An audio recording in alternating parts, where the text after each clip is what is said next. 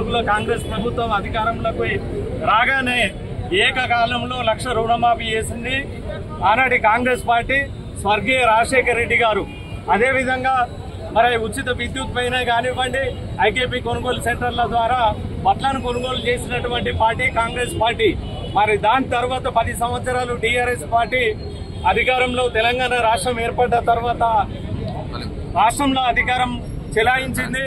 వారు 4 విడతలుగా 25,000 చొప్పున 4 దఫాలు రైతు రుణమాఫీ చేస్తామని చెప్పేసి అన్నారు. లాస్ట్ ఎలక్షన్ టైంలో కొంతవరకు సగం వరకు రైతు రుణమాఫీ చేసిన, ఇంకా సగం వరకు రైతులు రుణ విముక్తి కాకుండా రుణమాఫీ కాకుండా ఉన్నారు.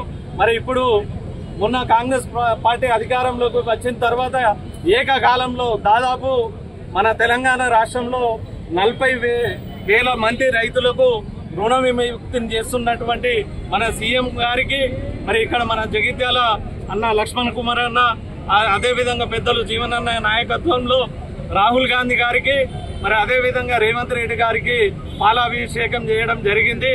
మరి రాబో రోజులలో కాంగ్రెస్ పార్టీ ఏవైతే వాగ్దానాలు చేసిందో 6 గ్యారంటీలను కూడా ఖచ్చితంగా కాంగ్రెస్ పార్టీ అమలు చేస్తుంది.